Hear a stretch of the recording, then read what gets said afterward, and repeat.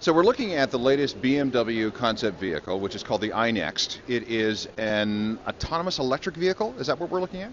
It also introduces electrification, yes, and autonomous driving features.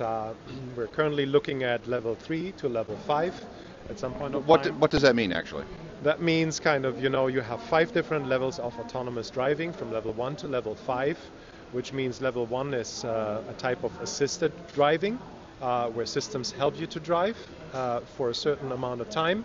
And level 5 is a fully autonomous situation where you basically take the hands and your brain off the driving. You can, as a matter of fact, sleep with a level 5. So this is a level 5? This will be at some point of time. At some point. Okay, take us through some of the features that this vehicle has.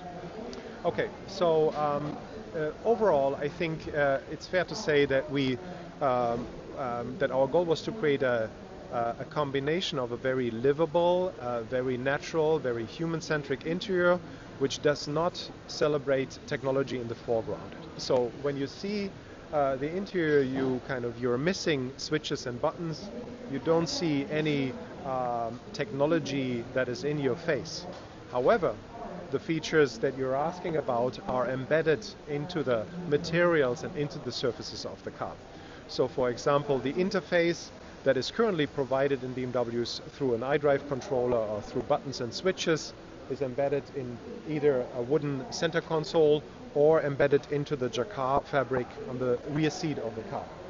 So you basically have a number of touch-sensitive interfaces that can react to the touch of your finger or the touch of your hand, activate music playlists or other features of the car. Okay, these are obviously proof of concept because we are looking at a prototype. When would we see these things filter down to drivable BMW vehicles? And would they start with the 7 Series and the 5 Series and move down to the 3s and 1s, or how would it work? No, I think important with this is a product of the BMW i brand. And BMW i always stood for transformation, innovation, and inspiration. So it's something that has to trickle from the BMW i brand into some of the other BMW AG cars. So for the first time, this is the concept car. It will be seen in the iNext, which comes out 2021, so in 2 years from now. Okay. When we look at these vehicles, and they are self-driving, we will have a lot more time on our hands. Yes. So what is it that you've looked at that tells us, what is it that ultimately we'll be doing behind the wheel of a vehicle when we don't need to have our hands on the wheel of the vehicle? And I would like to interject that I work for radio, and radio's audience is largely in the car. So, and it's only because radio is something you can do while driving. Mm-hmm. You can't do anything else while you're driving. Listen to music, listen to the radio. Mm-hmm. What's going to happen to me? Mm-hmm.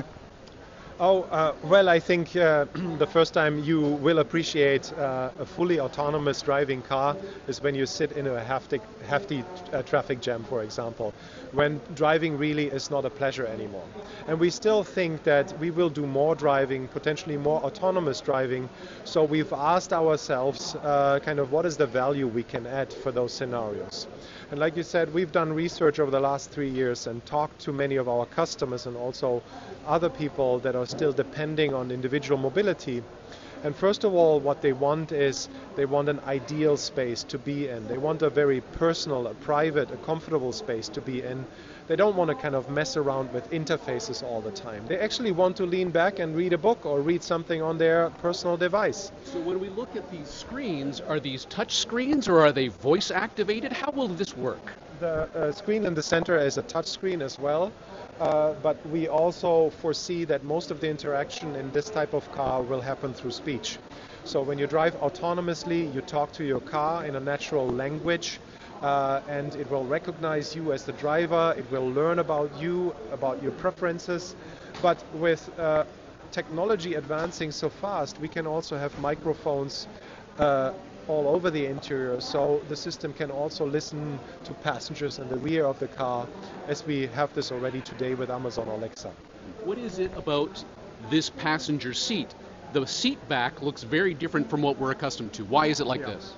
Well, first of all, on the passenger side, we have a backrest or a headrest train that can fold backwards.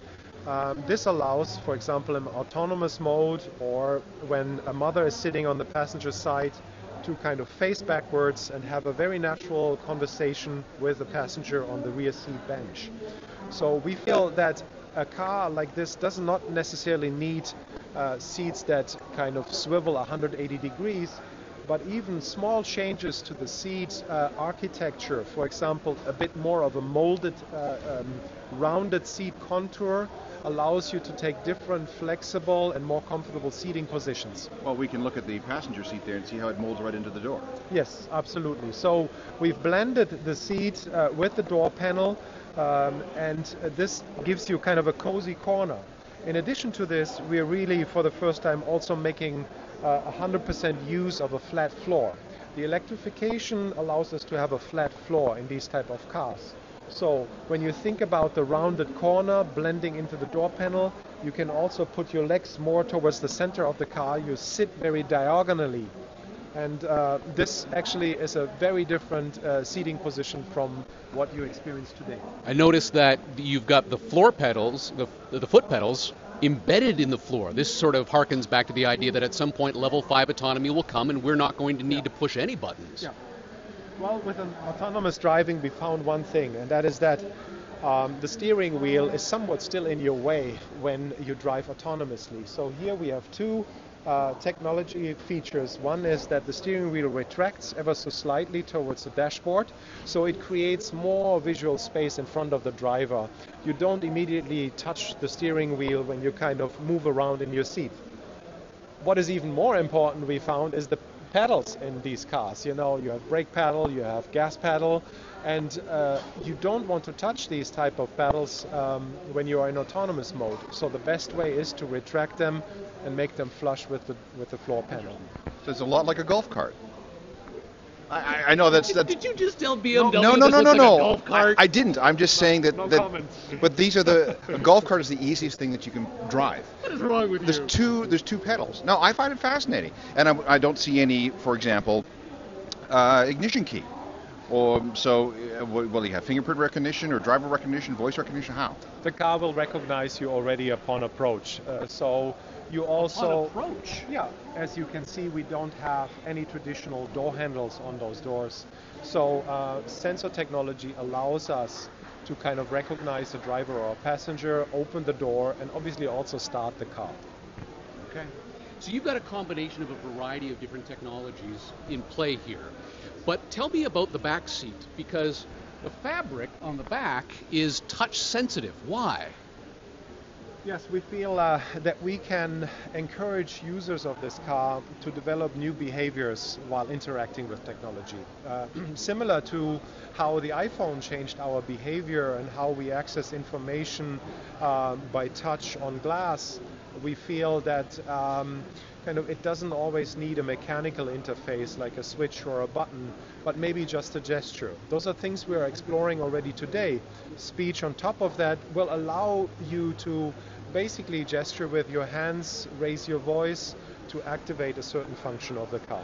So maybe if the car asks me to do something and I don't want it to do that, I can just swipe left or right on the fabric. Absolutely correct, yes. Yeah.